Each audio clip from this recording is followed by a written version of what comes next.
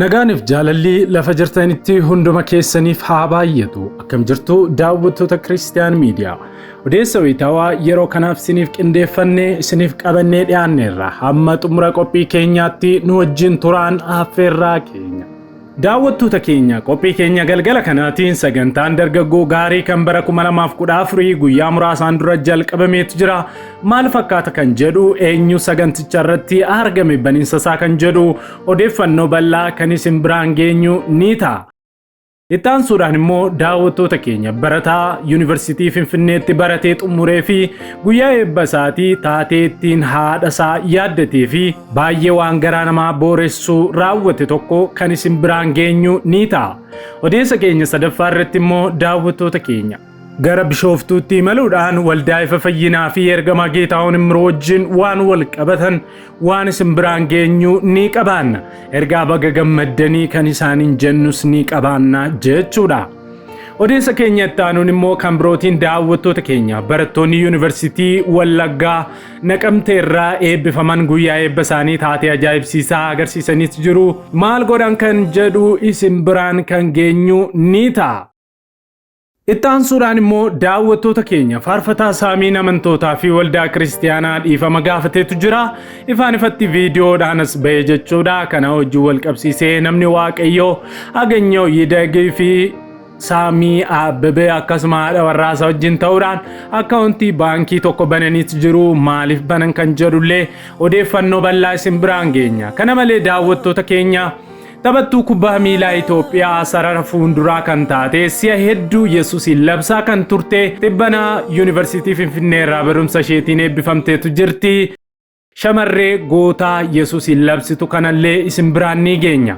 Akkasuma daawwattoota keenya ergaa keenya gara birootiin immoo jechuudha odeessa keenya gara birootiin gara Dirree Dawaatti imalla qopheessummaa waldaa Christ Jesus yookaan CJ Church fi Kaawunsilii amantoota Wangeelaa Itoophiyaatiin kan qophaa'e sagantaan konfiraansii afuuraa magaalaa Dirree Dawaatti raawwateetu jira. Kunillee maali kan isin biraan geenyu ni ta'a. Odeessuma wal fakkaatuunis immoo harmeen tokko waan hundaan fakkeenya kan namaaf ta'an tokko ni jiru. Isaanillee Bulee Horaa Yuunivarsiitii irraa haala addaatiin eebbifamaniitu jiru. Isallee kan isin biraan geenyu ni ta'a. Yeroo jalqabaatiif gara chaanaalii Kiristiyaan Miidiyaatti kan dhuftan subscribe gochuudhaan mallattoo bilbilaa gadi tuquun dagatina. Kana gochuu keessaniin odeeffannoowwan kiristiyaanummaa biyya keenya irraa kaafnee amma addunyaatti jiran waan isin biraan geenyuuf hunduma dursee dafee odeeffannoon kiristiyaanummaa akka isin dhaqqabuuf isin gargaara. Maarree subscribe gochuudhaan mallattoo bilbilaa gadi tuquu isin dagatina. Akkasuma maatii keenya kan taatanii fi nu wajjin bara dheeraa lakkoofsisaa kan jirtan immoo like share gochuudhaan akkuma yeroo kaan gootan jechuudha. Comment gochuudhaanis yaada keessaniin nu bukkee dhaabbadhaa isiniin jenna. Like fi sharing keessan akkasuma commentiin keessan jajjabina waan nu ta'uuf itti fufnee akka hojjennuuf hojii kanaaf nu gargaara. Hamma xumura qophii keenyaatti nu wajjin turaa kallattiidhaan gara qophii keenya jalqabaatti wal wajjin hadabar. Nufade bi'u tokkummaan nufade bi'u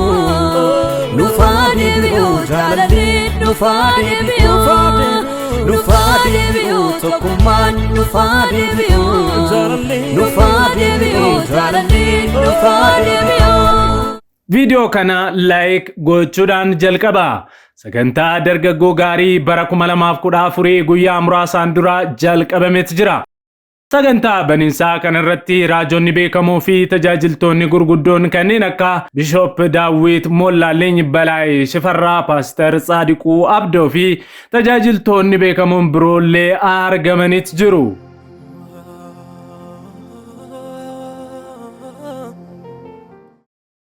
Odeessa keenya lammaffaatti yommuu darbinu daawwattoota keenya barataa Efreem Ballaxaa jedhama Yuunivarsiitii Finfinnee irraa dheengaddaa eebbifame.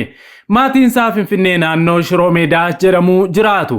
Haati isaa Tawaabech Kooshaa jedhaman kun qoraan gurguranii maatii isaanii jiraachisaa isas barsiisaa turan.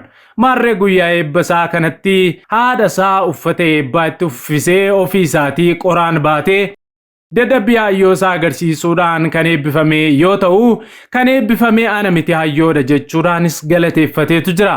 Yaadannoo addaa ol kaawwateetu jira.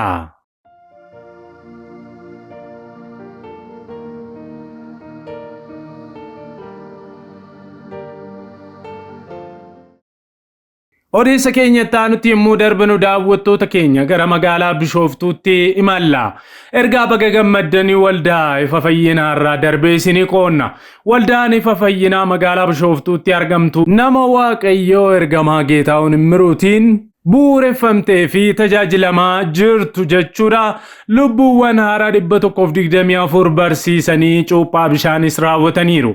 Waldaan kiristaanaa lubbuuwwan haaraatti dhugaa baatee gara mootummaa Waaqayyootti hin dabaltu yoo ta'e yookaan dhaloonni amanee barumsa bu'uuraa amantichaas yoo hin baranne ija buusaa jirti hin jedhamu. Waldoonni biyyoota kaaba Afrikaa, Aljeeriyaa, Morokoo, Tuniziyaa fi Liibiyaa, Gibx, Maalii, Chaadii fi Sudaan fa'a hunduma dura wangeela dhaga'an. Haa ta'u malee barumsa bu'uuraa amantii cimsannaa waan hin baratiniif Macaafni qulqulluunis afaan isaaniitiin hiikamee waan isaan hin dhaqqabiniif weerara amantii biraatiin salphaatti gooftaa dhiisanii booji'aman. Egeree dhaloota keenyaa kan nuti qajeelchuu dandeenyu har'a dhaloota gara Kiristoositti yoo finnee fi barumsa bu'uuraa amantichaa kenninee fi bilchina amantiitiin yoo guddifneedha. Maarree waldaan ifa fayyinaa marsaa salgaffaaf namoota 124 gooftaatti amanan barumsa amantii cimsannaa barsiisuun erga cuuphamanii mootummaa Waaqayyootti dabaluun ishee guyyaa kaleessaa dhaga'ameetu jira.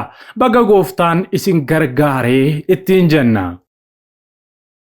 Gara odeessa keenya sadaffaatti yeroo darbinu daawwattoota keenya barattoonni yuunivarsiitii Naqamtee irraa eebbifaman guyyaa eebba isaanii akkasiin Yesuusin labsan. Booda kana barattoonni wayita eebba isaanii fi wayita gaa'ela isaanii dhaabbatan Yesuusin dhugaa ba'uun baratamaa dhufeera. Gootonni akkanaa bifa ammayyaatiin Yesuusin dhugaa ba'an kun deeggaramuu fi jajjabeessamuu qabu jenna. Waldaan kiristaanaa egeree isheetiif namoota jajjaboo fi barumsa biyya lafaa fi hafuuraatiin badhaadhaan kana fayyadamuu qabdi jenna. Odeessuma wal fakkaatutti yommuu ceenu daawwattoota keenya harmeen Oromoo waan hundaan fakkeenya namaaf taatii jedha ergaan tokko.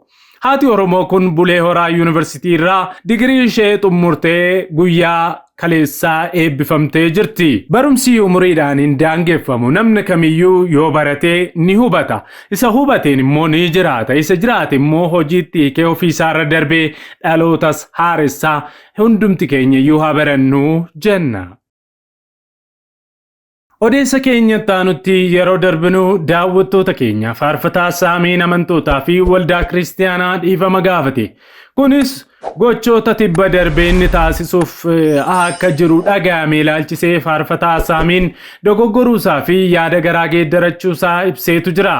Akka viidiyoo Makuraab Shoo irraa argametti faarfataa saamiin jaalala Kiristoos dhabee utuu hin taane sababa jiruuf jireenyi itti ulfaatee waan hojjetee jiraatu dhabuu beela'uurraas kan ka'e akkasumas goyyomsaawwan karaa namoota dhuunfaa waldaa geggeessina jedhanii tokko isarra ga'aa turerraa kan ka'e abdii kutee sirba hojjetee ittiin jireenya isaa qajeelfachuuf yaaduun isaa dogoggora ta'uusaa ibsuudhaan fuulduratti waan akkanaatti akka hin deebineef badii koorraa waan guddaa baradheeraa jedhetu jira.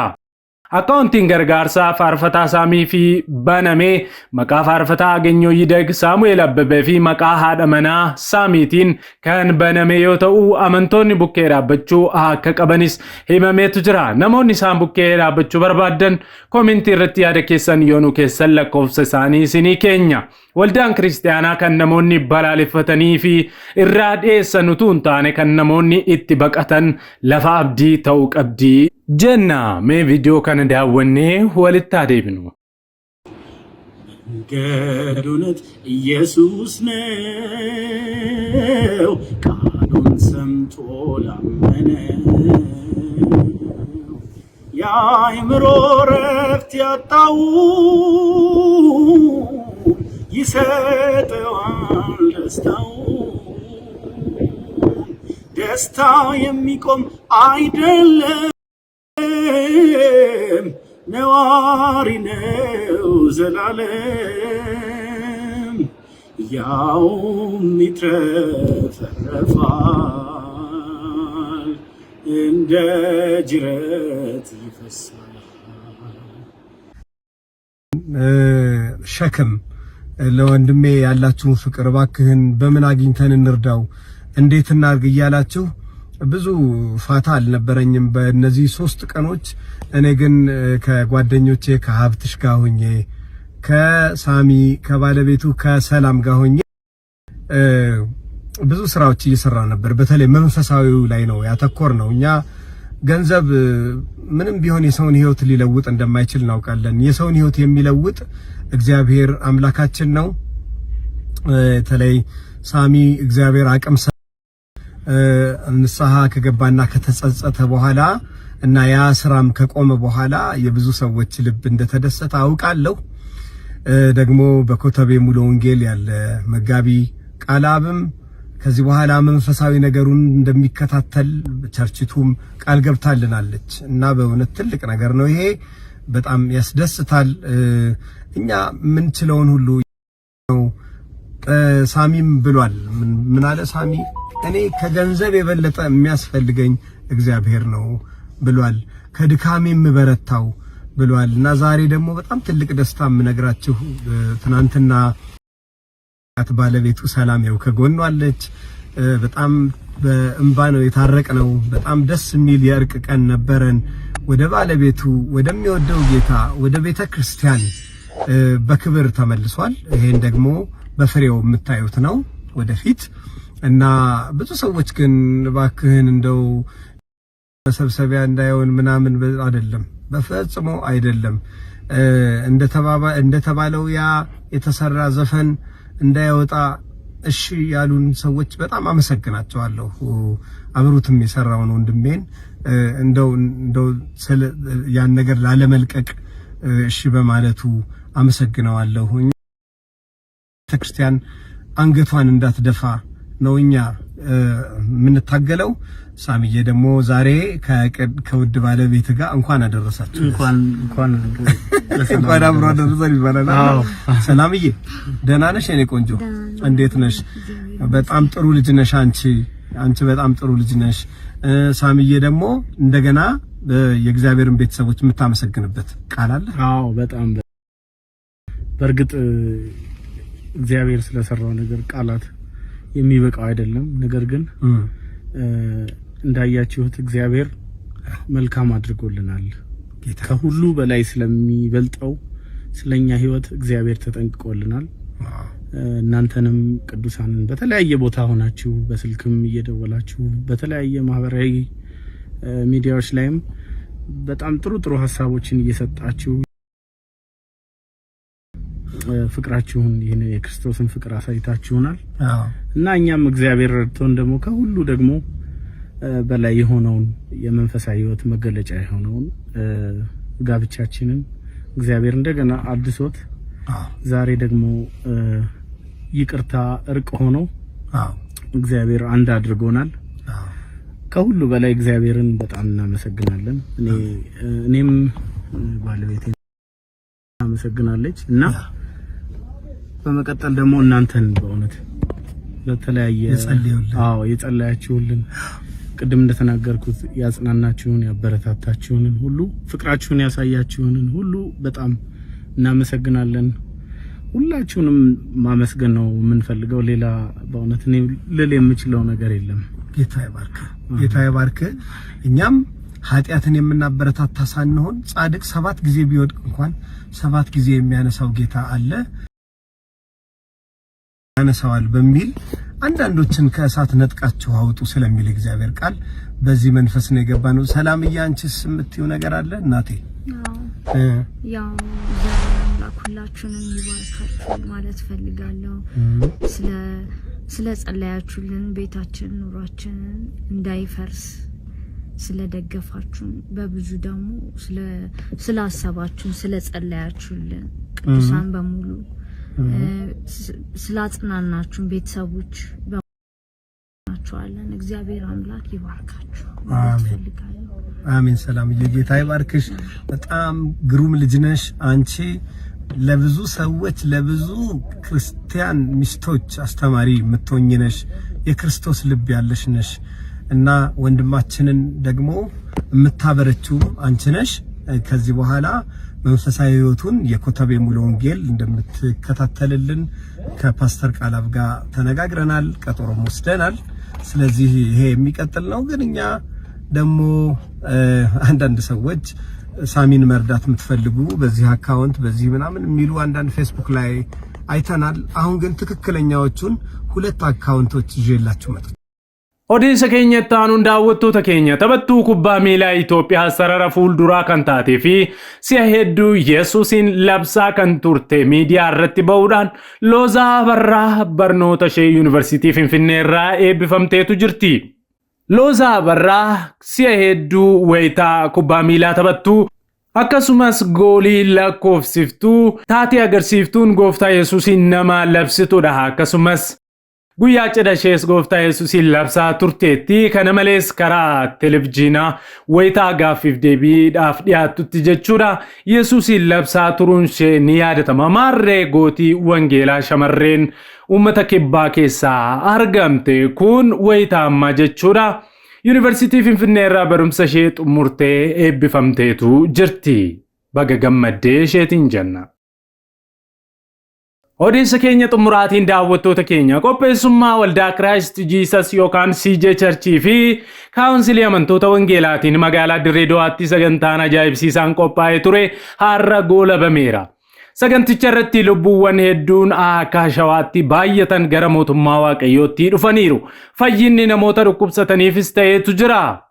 Ergama Taamiraat Taarraqeen sagantaa tajaajile kanarratti namoonni kumaatamaan lakkaaman kan argamaniif dubbii sagalee Waaqayyoo kan sooratan yoo ta'u, dubbiin sagalee Waaqayyoo bal'inaan labsamuusaa akkasumas barreessaan kaawunsilii amantoota wangeelaa Itoophiyaa achitti argamuu isaanii odeeffanneetu jirra. Egaan daawwattoota Kiristiyaan Miidiyaa odeessi wayitaa waan yeroo kanaaf isiniif qabannee dhiyaannee kanuma hanga ammaatti daawwattanidha.